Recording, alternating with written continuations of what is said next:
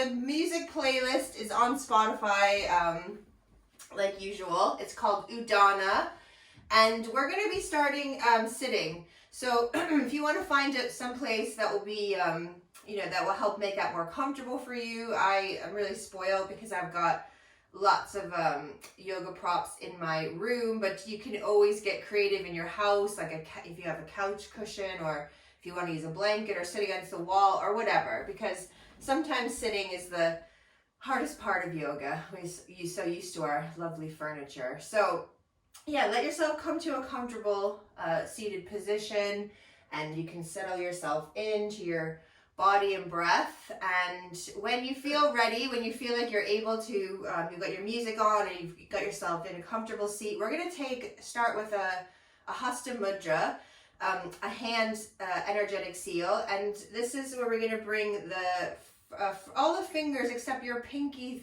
finger together. So your first, second, third finger will touch your thumb, and your little pinky finger will just hang out there straight. And you can just let that rest on your lap somewhere, excuse me, and then closing your eyes and just letting yourself focus on the breath, and just noticing the breath as it moves in and out of the nostrils.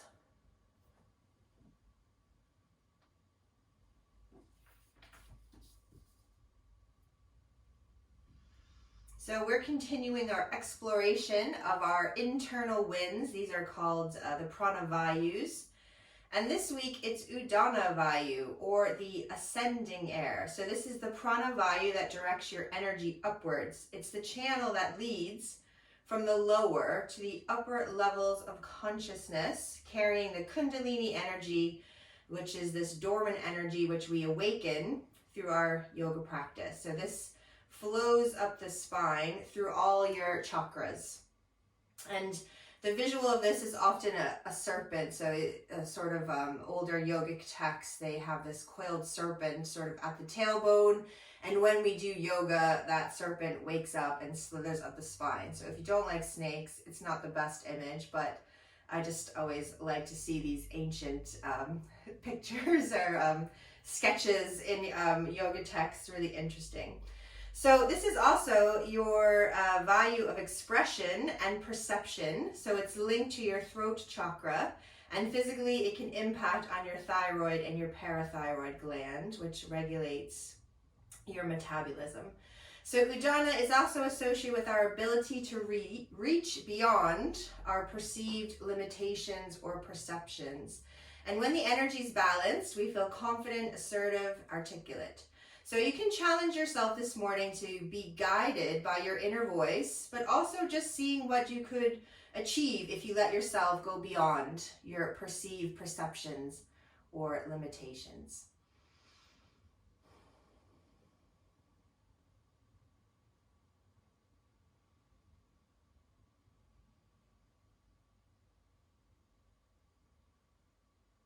And before we move into our physical practice, we're going to do a pranayama this morning. And this is a great pranayama for not just this throat chakra of ours and this Vayu, but also this time of year. And this is Brahmari breath. So this is a great sort of a clearing out breath, and also great for the morning. So this is where we hum our exhales. We create vibration in the body, but we also might find it's helping us to sort of clear out the channel of air. So to practice this breath, if you're familiar, just go for it in your house. If you're not familiar, it's a breathing in through the nose and breathing out through the nose with a vibration. So a little like this. And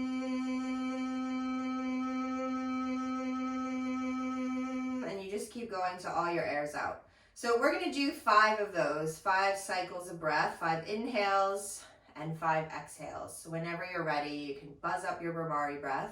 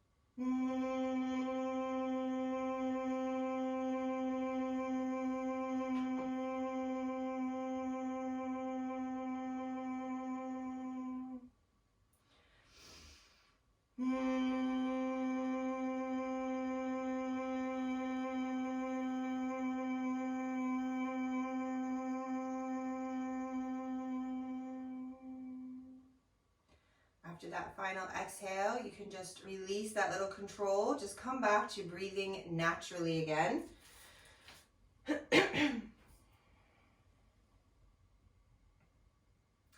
And then just start to slowly release your mudra. So just letting the fingers slowly separate and the fingers spread out wide. We can just even stretch through the palms, the hands, the arms.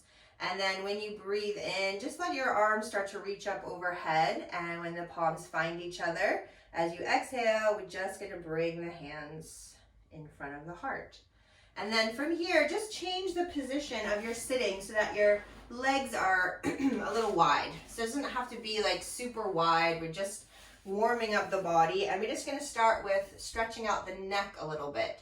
So you might even like to fold. We're going to go to the left first. So if you find straddle position really difficult, especially first thing, just fold your right leg in. That could be a modification. And just reach your left arm towards your left toes and just take a little turn towards the right leg and just let your left ear just sort of sink towards that left shoulder. So you're just creating a little space on that right side.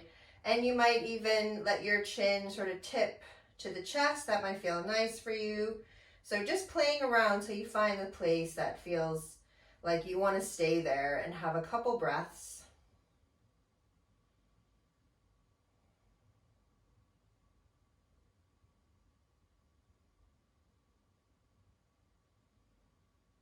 And then we can use the left arm to help bring the head up. So bending left elbow, fingertips to the head, just push it up.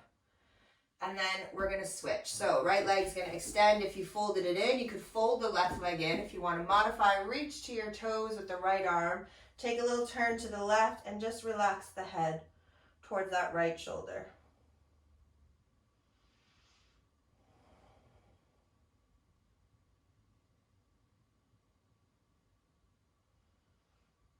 Again, just trying to find your own sweet spot to breathe into.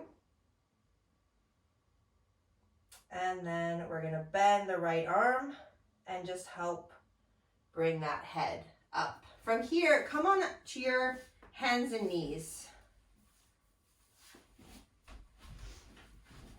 And we're just going to do a couple cat-cows. Just warm the spine up a little bit. So wrists under your shoulders, knees under your hips.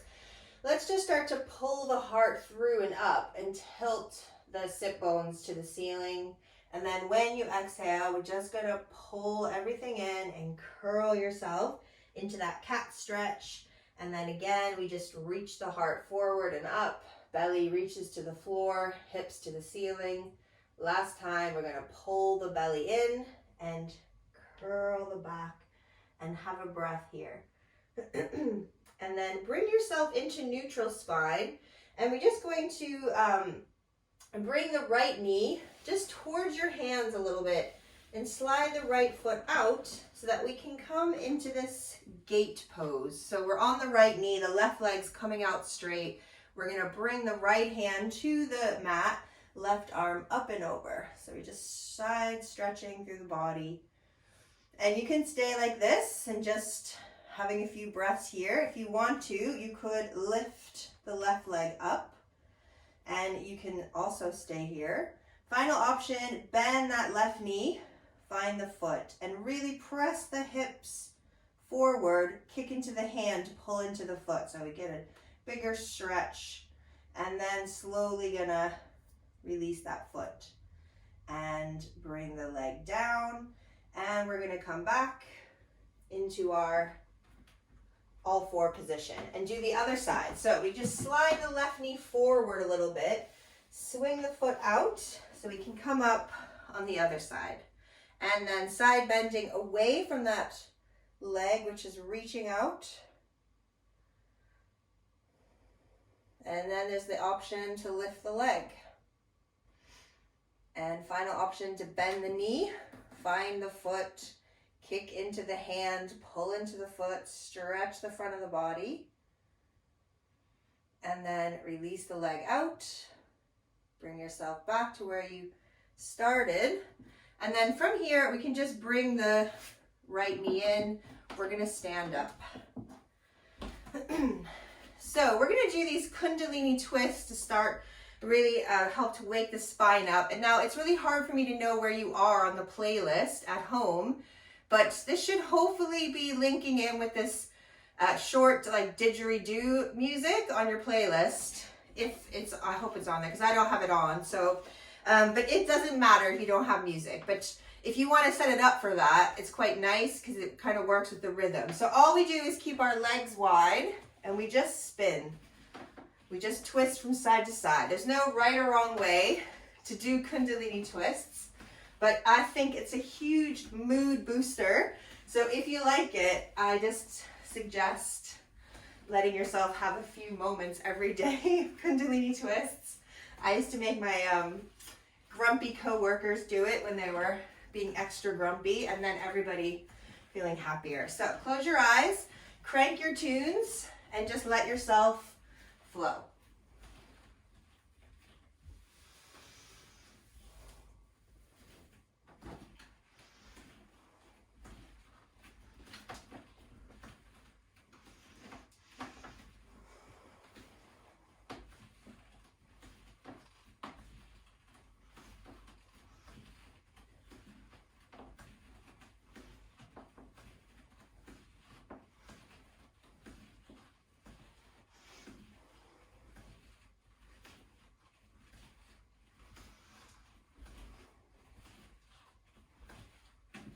And then we're just going to start to gradually slow it down if you started to speed it up.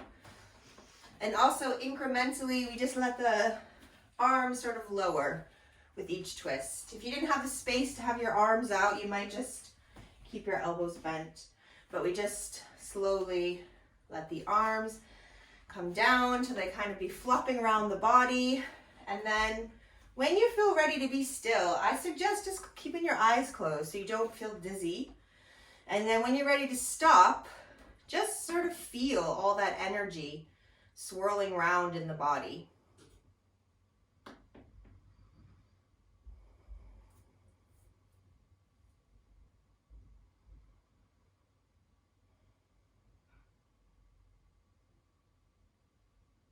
And then when you're ready, open up your eyes.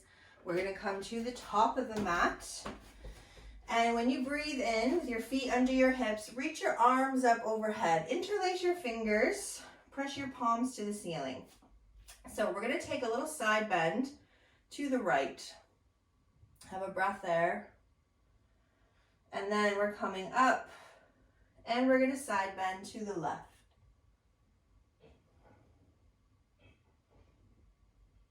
And then come back up to center. Release your arms. Step your left foot back, big wide step, and turn both your toes to face the long edge of your mat. Bring your heels in, bend your knees, bring your palms together. We're in goddess pose.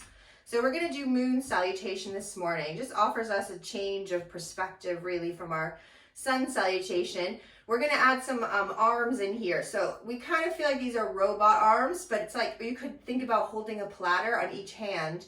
Try to keep your elbows glued into your body. Try and keep your collarbone nice and wide and pull those shoulders down towards your tailbone. Breathing here.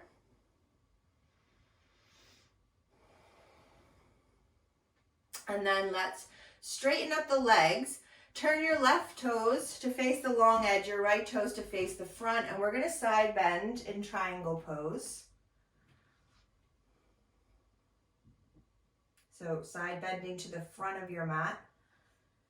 And then we're just going to start to turn the body towards that front leg. And we can let the back foot sort of pivot to help us. So we lengthening over this right leg. I have my heel even up off the floor because it just feels a little nicer for me in the morning, but you can have your heel down if you like. And then we're going to bend this right knee. So we come into a lunge. It's like a runner's lunge because the back knee's up off the floor.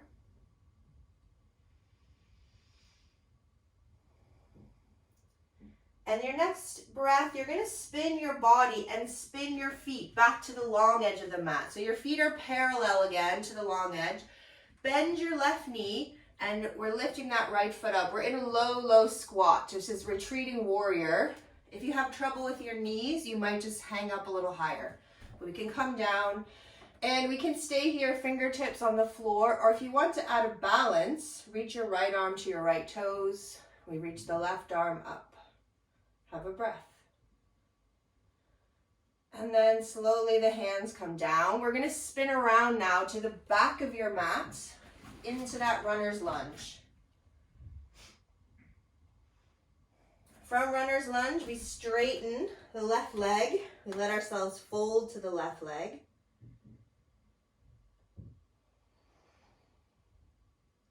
And then we're going to start to stand up, turn the back heel in, Trikonasana. So triangle pose facing the back of the mat.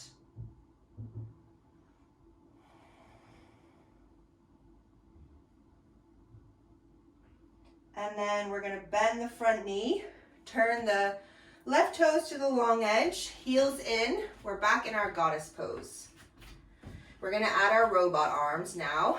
So keep those upper arms glued into the sides of the body. Try and keep that collarbone super long.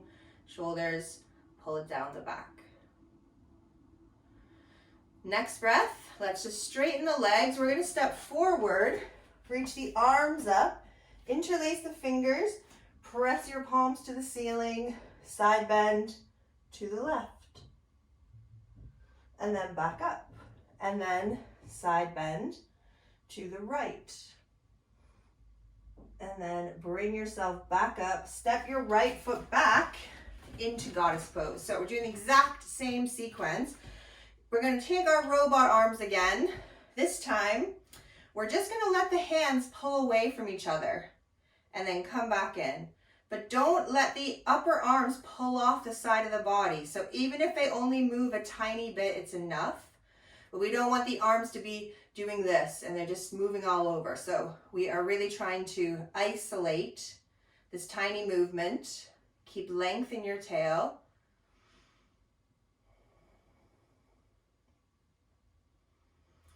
And next time your arms coming together, we're taking triangle. So straighten the legs. We're going towards the front leg. So side bend down towards your front leg again.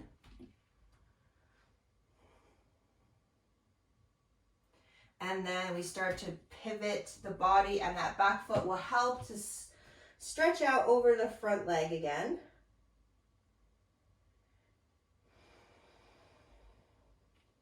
Bending the front knee into lunge. And the next transition is the trickiest. So we're just going to sweep everything through the long edge, the middle of the mat, towards the back leg into your retreating warrior. And we can balance again if you want to. And then we spin ourselves to the back of the mat, back into lunge.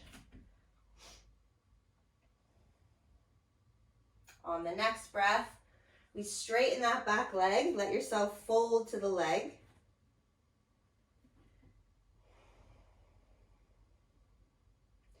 And then we're going to stand up, turn the back heel in, turn the front heel in even, so we can side bend to the back leg in triangle pose.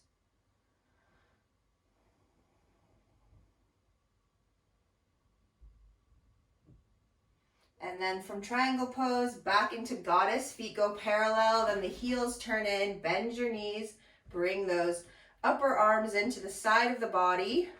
Now we're going to open the arms without letting the upper arm move away, and then bring it back. Just keep going with your own pace of breath. You might only be able to get the arms a tiny bit apart, and the arms want to pull away from the body, and that's okay. Just try to isolate the movement in the back of the shoulder there. One more. And then we're going to stand up, step to the front, reach your arms up overhead again, interlace the fingers, side bend to the right. And then bring it back to center, side bend to the left. And then come back, this time palms coming in front of the heart. So we can do one sun salutation A. If you love it, you'll be sad if it wasn't in, I think. So inhale, reach up nice and tall. Exhale, you're going to dive down to your legs. And when you inhale, lengthen the spine, look up. When you exhale, fold to the legs, plant your hands, step back to plank, and then we're gonna lower down onto the tummy. And then inhale, we're lifting the heart, exhale, pressing back, downward facing dog. Staying here in downward facing dog, nice, slow, deep breaths.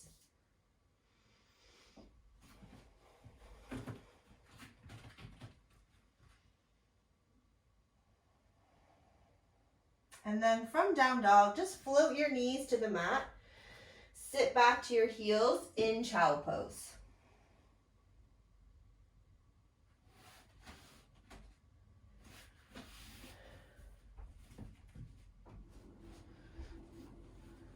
And then bring yourself up to sit. So if you have a block handy, you can use your block for this, but if you don't have a block, don't panic. It's just an added thing. So we're gonna come to sit and just swing the legs out in front and cross your right leg over your left leg. Try and get that right foot over by your left hip. Keep your left leg straight if you like, or you can also fold that left leg in. And then we're gonna take the left arm, bring it up, bending it so that the hand comes behind the neck. The right arm goes behind the back. It might just stay there, or you might be able to find opposite fingers. If you find the opposite fingers, you might even like a side bend. So I could side bend towards my block and let my elbow rest there for a couple breaths. But if you don't have the bind, you might do that too. But really, if you don't have the bind, it doesn't matter because we're still getting the same action of the shoulders, whether your hands touch or not. Having that block there just adds a little more dimension to it. And then you can slowly, slowly bring yourself up, release your arms. You can lean back into your hands, untangle your legs, give your legs a little shake. And we're gonna do the other side. So starting with left leg over right, try and bring that foot towards your outer hip on the right side. Stay with your left leg straight, right leg straight even, or fold it in. And then same thing, right arm up, bending the elbow behind the head, left arm behind the back. You can stay just like this. You might find the bind of the fingers. You might take that side bend, resting your elbow on the block. Just means you don't have to hold it as much. Or you might just stay upright. So lots of options. You might even just side bend without the block there, so don't go as deep. And then we're going to release the arms and just going to roll the shoulders a couple times back. And then we're going to lean into the hands, untangle the legs, give the legs a little shake out.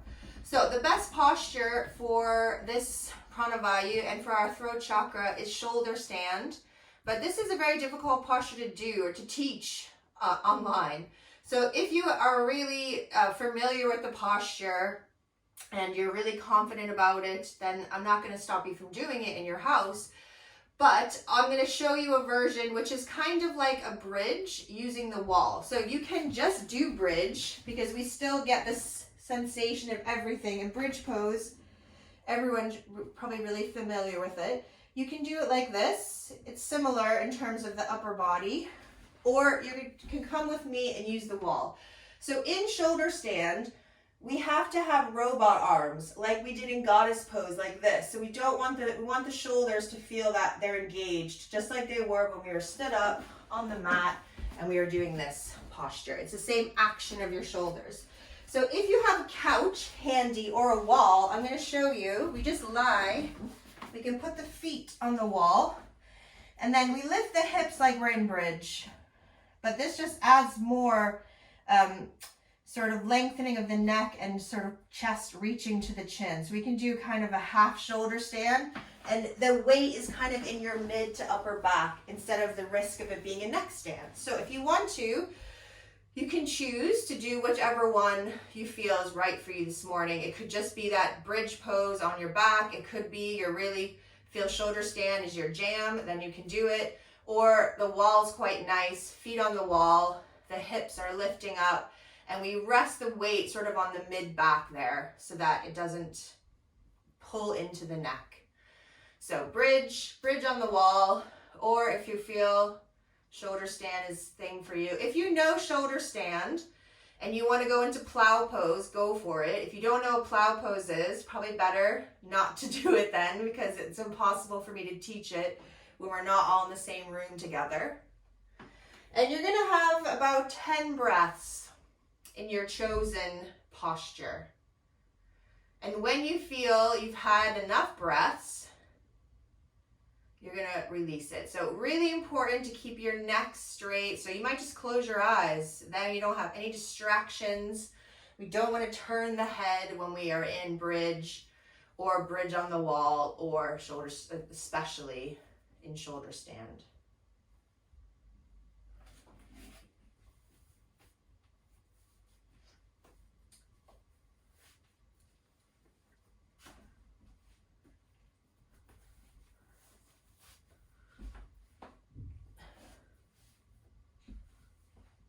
When you've had your 10 breaths, you're just going to slowly roll yourself down or out or whatever option. As long as you're not falling out, that's the most important. And when your body is fully back on the floor, we're just going to hug the knees into the chest. Give yourself a little rocking from side to side. And then eventually going to come up, you don't even have to sit up if you don't want to, but if you came off your mat, you might just bring yourself back to your mat. We're going to do a counter pose now, which is Matsyendrasana. This is a fish pose.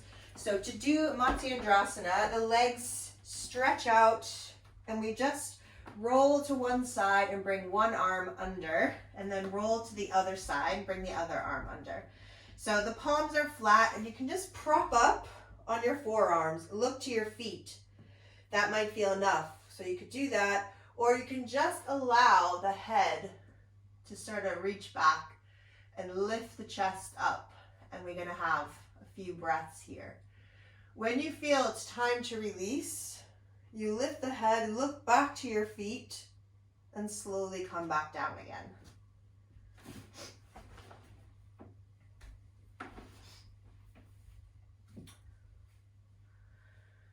So when you come back down again, you don't have to get up. We're just going to settle into Shavasana.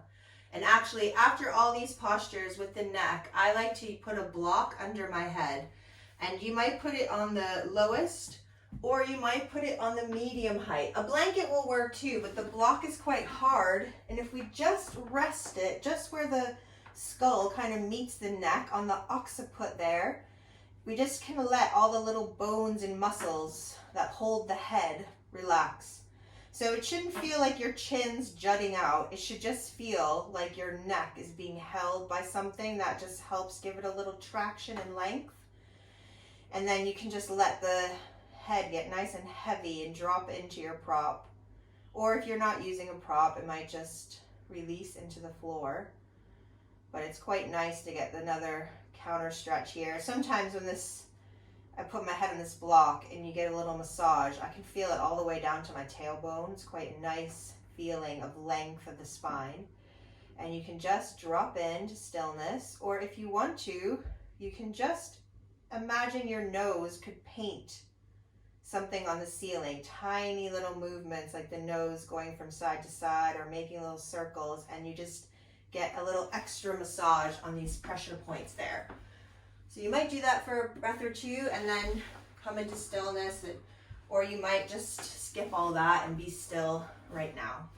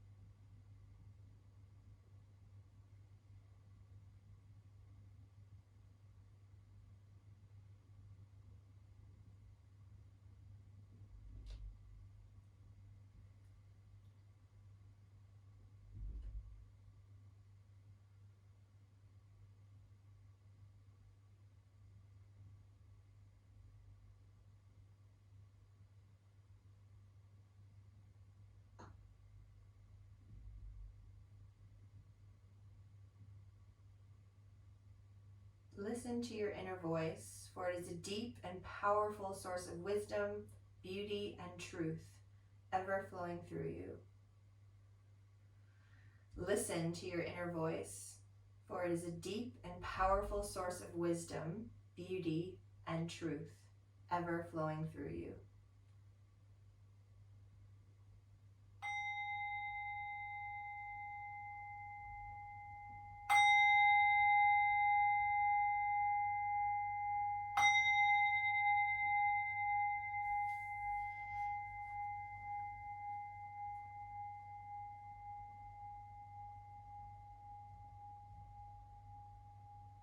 So just deeper breaths, tiny movements. If you have your head underneath the block, you might like to just slowly remove the block and let the head meet the floor for a breath or two. Or you might like to keep it as you roll to the right side. So you choose. Sometimes it's nice to just let the head drop in for a breath or two and then roll to the right side. And whenever you're feeling ready, you're just gonna help press yourself back up to sitting.